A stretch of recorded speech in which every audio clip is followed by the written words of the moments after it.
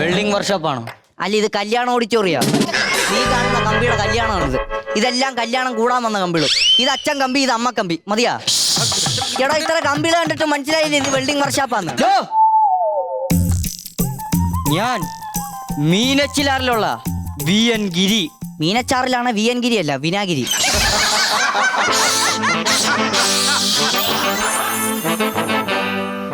എത്ര ആൾക്കാര് കൈവച്ചിട്ടും പിടിക്കാൻ പറ്റാത്തൊരു പുള്ളി.